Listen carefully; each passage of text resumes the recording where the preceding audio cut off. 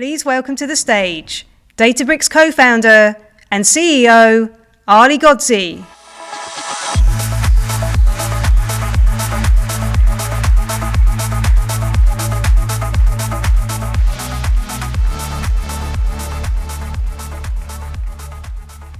Hey everyone, super excited to be here.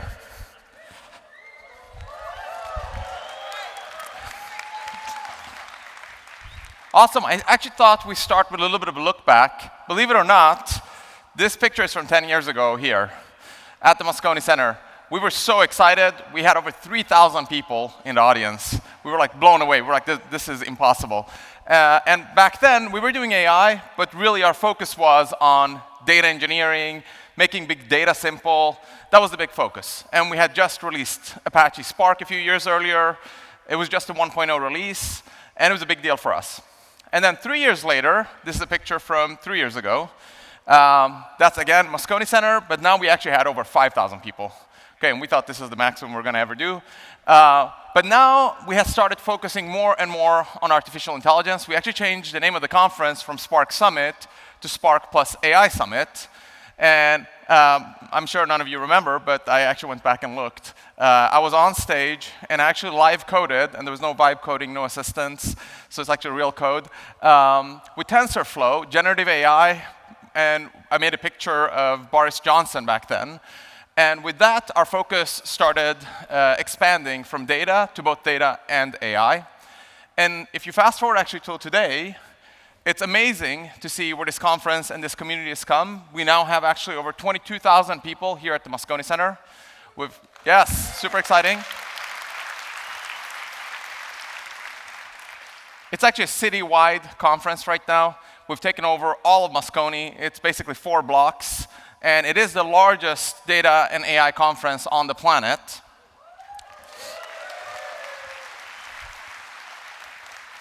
$65,000 people worldwide are watching right now. And the stat that always blows me away is that there's 150 countries represented, okay? So this is not like a just US or American or West Coast-centric event. It's 150 countries, okay? We have a super awesome program, 700 sessions and trainings happening. Over 200 or 350 customer teams are presenting. So that's you guys are going to present the projects that you've been working on. It's going to be super exciting. And we also have 180 exhibitors. And the backbone of this conference over the years is open source. So the open source projects that were launched in this conference and that you all built now have over 2 billion downloads just on Apache Spark alone, over 1 billion downloads on Delta Lake. Iceberg, which we adopted last year, has over 360 million downloads. And then MLflow, which we use for all of our ML ops and all our experimentation for generative AI, has over 300 million downloads. And together, this is why our mission at Databricks is to democratize data and AI. We want to bring data and AI to as many people on the planet as possible. And I want to take a second to thank our sponsors who make this possible. Especially our legend sponsors, the hyperscalers, AWS, Google, Microsoft. Yes, thank you. And also the GSIs, Accenture and Deloitte, and all the other ones that are on this slide. And I also want to send a special thank you to all the other partners we have. We have the system integrators that help us actually build all this with services in your companies. We have the technology partners that are super essential. They augment the platform, we integrate with them, and they're the ones that actually make us do things that the platform alone cannot do. The built-on partners that build on top of Databricks, their solutions, and they sort of innovate and push the boundaries of what you can do. And then finally, the one I'm very excited about, and which is very important, are the data providers. Right? Those are the ones that you can get on the marketplace on Databricks. You can do delta sharing. You can share the data sets with other BUs and other organizations in the ecosystem. And together, with all of these partners, the most amazing things are our 15,000 customers. That's all of you who are in the room. That's the real impact. That's where the interesting things are happening. So thank you all.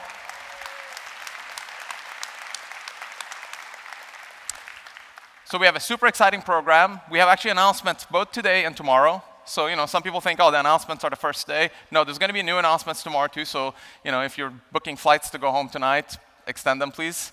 Stay another day. Okay, we have very exciting things tomorrow. I thought I'd just start off by sharing a video on one of our customers and what they're doing that I think is really cool. So let's watch Joby here.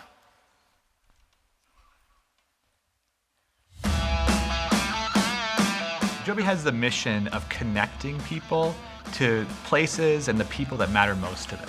And we do that by developing a new class of all-electric aircraft. They can take off and land vertically like a helicopter, but they fly like an air taxi. We're generating gigabytes a minute of data on our airplane. We want to push this data to our developers, engineers, so that they can gain insights from it very quickly. So Databricks is the platform that we have chosen to make this data democratization happen.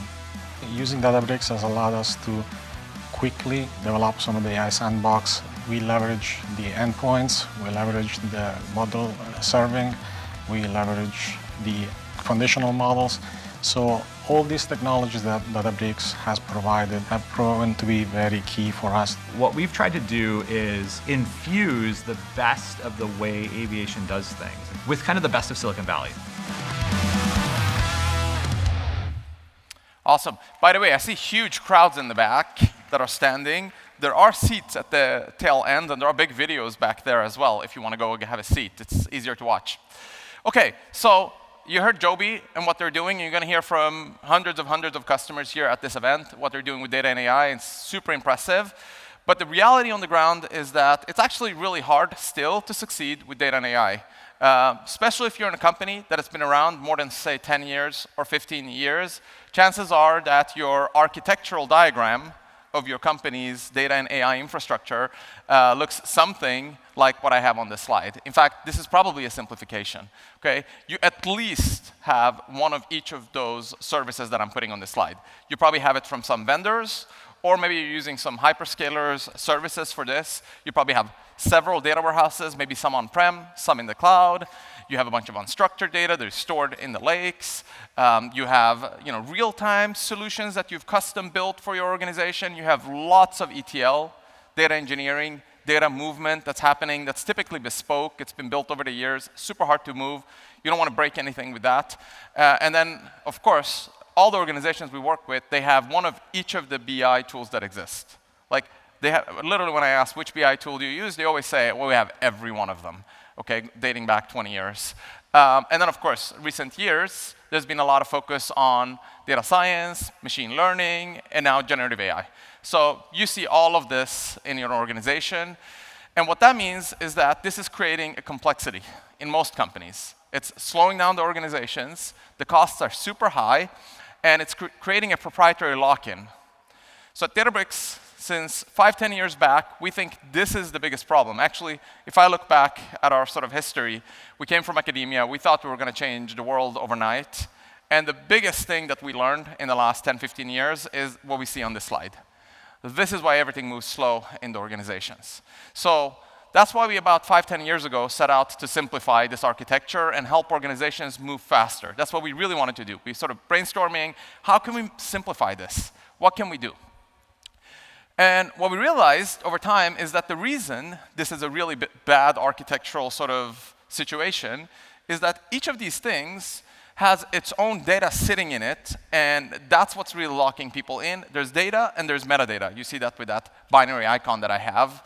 And then not only that, and this one, I think we learned a little bit later, each of them have their own security model, their own access control, their own governance, because everybody's getting attacked. Privacy is super important to every organization out there. So each of these solutions have their own security model that you have to take into account. And that's what's making it really, really hard. So step number one was, how do we get all this data out of all these systems and just centralize them and have you own it yourself? So instead of you having to worry about the data in the different systems, it's sitting in cheap open lakes in an open format. So that was step number one. We actually wrote blogs about this, and we called it the Lake House. That was 5 years ago. And you can see here, this was sort of the reaction in the market when we put that out. They didn't believe in it. You can see, these are different vendors, what they're saying, choose open wisely was one of the reactions, basically saying that it's a misguided application of open, and really our priorities and our customer obsession dictate against it. And I don't want to pick on a particular vendor. It was just the general kind of reception of this was that way by pretty much everyone, all the hyperscalers and so on. And then, as time went on, you can see now everybody loves open. Everybody's talking about it. You can see the quotes now from all the hyperscalers, from all the vendors that are out there. And actually, we can see now there's even books by the creators of data warehousing talking about the lake house and how that's the future. So that's super exciting. So now you have the open formats. It's kind of industry has accepted that this is the way to go forward. Though I would urge you, in your organization, despite a lot of the marketing, the majority of these vendors, the data that you have, even if they say they like open, your organization probably has locked the data. 99% of it is still probably in a proprietary format inside of these data warehouses. So I think we as a community have to push this. Let's really push for the open formats, and let's make sure that you own the data. Don't give it to Databricks, don't give it to other vendors. Own it, store it on open lakes, like S3 on Amazon, or like Azure Data Lake Storage, ADLS, on Microsoft Azure, or like GCS, Google Cloud Storage. Okay, store it there. Don't store it somewhere else. Okay, because then that leads again back to lock-in. All right, so that was step number one. But there was one more step that actually I think we didn't quite understand how important it was, and it was that of governance. So it's all these security models that each of these have. And I think we actually created a category 4 or 5 years ago, but we never really wrote about it. And I'm starting to believe that this is more and more important than ever. So we'll be talking a lot about this next few days. And tomorrow, make sure you catch Matej's keynote. He's going to be talking about this. So this is what we call unified governance.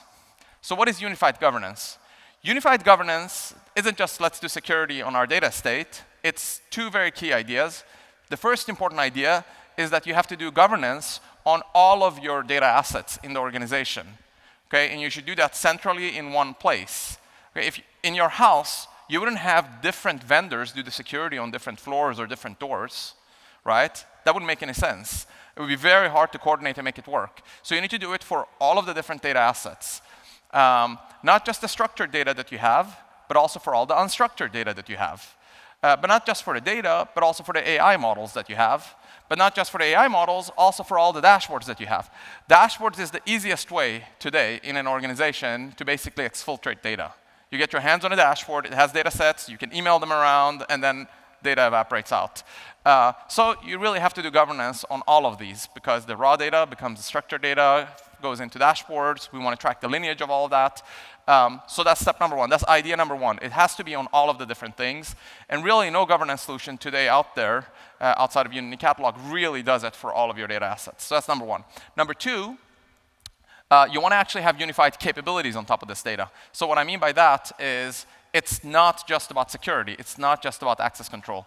It's equally important to have a platform or a governance solution that really helps you with discovery, with collaboration. Because again and again, people are recomputing and coming up with the same data sets in the organization again and again and again. And then people bicker about why their numbers don't match. You want to track the lineage of all these different things. You want to understand the business semantics. Where do I find the authoritative data set for revenue for this product line? You want to be able to easily find that, and there should be no doubt which data set that is. That is what business semantics is, and we'll talk a lot about that at this conference on how we're taking the next step towards this. Cost controls. If you're going to have all this data and AI infrastructure, all these different services, you have to be able to do cost control. So there has to be a way where you can do that centrally. And then data quality monitoring.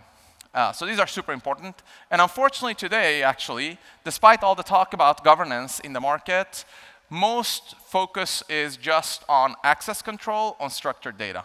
Like if you look at efforts like Polaris, they're really just focused on this narrow slice of governance. So we're really hoping that you can push your organizations and we can together push towards unified governance. And at Databricks, unified governance, that's really the lake house, okay? We get, at the bottom, the open formats. And I'm super excited to share now that Databricks 100% supports, as formats, Delta Lake and Iceberg. You can use both formats. We have 100% support for both. So a year ago, we announced that we acquired a company called Tabular. The founders of that company are the original creators of Apache Iceberg. And we've been working this whole year on bringing these formats closer and closer and closer. So in Databricks, essentially, the differences are largely now negligible. And you should listen to Matej's talk tomorrow, because if you're actually using Unity Catalog as your catalog of record for your open formats, whether it's Delta or Iceberg, you will be able to actually read and write to these data sets from any system out there, okay? And we'll show in performance benchmarks that if you pick Unity Catalog as the catalog of record for your open data in Delta Lake and in Iceberg, you'll get significantly better performance in actually ingesting and processing that data. So this will be the most open approach you can take to the Lakehouse. And then on top of that, we provide Unity Catalog, which we open sourced last year. We're continuing that. We're going to continue open sourcing more and more. And most importantly, it also implements 2 of the standard open source interfaces for cataloging. The first one being Hive Metastore, and the second one being ICE REST Catalog. So these 2 interfaces, any system that wants to talk to an open catalog, you can just pretend this is a Hive Metastore or this is a ICE REST Catalog. And it's actually the most complete implementation of ICE REST Catalog in the industry today. So this is the Lakehouse. And we're super excited about this. This is what we've been focused on for the last 5 years. But what we're really excited about at Databricks is when you take this Lakehouse as your foundation, and then on top of that, you build intelligence into the platform. So what we mean by that is you take AI and you infuse it throughout the platform. That's what we call data intelligence. Okay? Data intelligence for us means really 2 things. One is we want to democratize access to data in your organization. In the past, you had to be someone who knows Python or SQL or maybe even Scala or Java to get value out of your data. We want to challenge that and change that so that it should be enough if you just speak English to your data or any other mother tongue or natural language that you have, and we should be able to get answers for you. So that's number 1 for data intelligence. Number 2 is we want to also democratize AI, which means we want to help you build your own AI for your companies so you can innovate AI that can reason and answer questions on your proprietary enterprise data or organizational data that's out there. Okay? So not just general intelligence and artificial general intelligence that can answer questions about anything out there, but that really, with high quality and adequate costs, can answer questions on your proprietary data. So on the left-hand side, democratizing data, the sort of English, the new programming language. We have 2 products that we have had in the market now for over a year. Genie, on the left-hand side, you can see, is a product that's now used by 81% of our customers. How that works is that you just ask your question, you create these data rooms, so you can take any data sets in Unity Catalog and create a data room, and you can share it with anyone in the organization, invite them to the data room, and they can just speak English to Genie. And what it does is it uses an ensemble of agents, comes up with a plan, and actually writes code for you, and then executes that. So you don't need to know any of that. You're just speaking English, and it's just interacting with you and giving you the results that you see on the left-hand side. So I think this is going to be the future. Eventually, this is going to be the way everyone does data science. But today, it does require preparation of the room. If you don't prepare the room, generative AI still has ways to go for it to be completely automated, right? So, there's, still can't do the full thing that data scientists do unless you've prepared the room. On the right-hand side is the assistant. So 98% of our customers are actually using the assistant. And what that is, throughout Databricks, we've made the assistant understand every aspect of the platform. So if you're running into an error, you can click Diagnose Error. If you have a piece of code, it can explain it. And it understands your data in the organization. So that's the key thing about the assistant. Unlike other assistants out there that are great at programming, this one understands the data that you have in Databricks. So that's what we call data intelligence. I've been a power user of Databricks, no surprise, for the last 10, 15 years. And today, I just use this all the time. Like, this is my preferred way. Even though I used to prefer just coding myself, I use the assistant. I let it write the code for me. I review it. But it's completely transformed what I'm doing. And I'm much, much more productive. And I think we're seeing it with everyone that's using Databricks. OK, so that's just democratizing data. Let's look at AI. On the AI side, we announced last year Mosaic AI agent framework. You could build your own agents. You could do vector search. You could do model fine-tuning, guardrails, and so on. And in particular, we have now, if you look at the platform, classic ML is being used by 95% of our customers. And then we have generative AI that's picked up, and it's at 81% of our customer base. So super excited about this. Listen to Hanlin's talk today, where we're going to talk about basically the next generation of how we want you to develop your own data intelligence on your data. So one of the big announcements are going to be by Hanlin. Okay, so that's the data intelligence platform. That's what you're seeing in this picture. You have the lakehouse, and we've infused AI throughout it. We've simplified everything by removing a lot of the knobs using AI. And we think that this is going to be a big deal. Data intelligence is going to be something that every organization on the planet wants. And that's going to change and transform jobs throughout the planet. And I think we need to educate billions of people around the world on how to do data and AI themselves. That's why I'm super excited to announce today that we're actually launching what's called the free edition of Databricks. So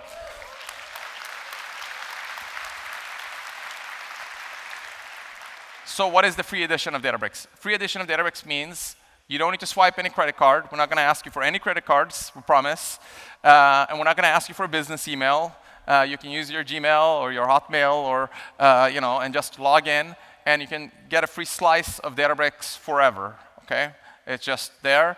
But the limitation is you get a small slice, right? You can't come in and say, I want 1 million machines, because then we go bankrupt in an hour, right? But that's how it works. And together with this, we're also doing a $100 million investment in training and education and try to get Databricks Free Edition out to all the universities out there. So please help us.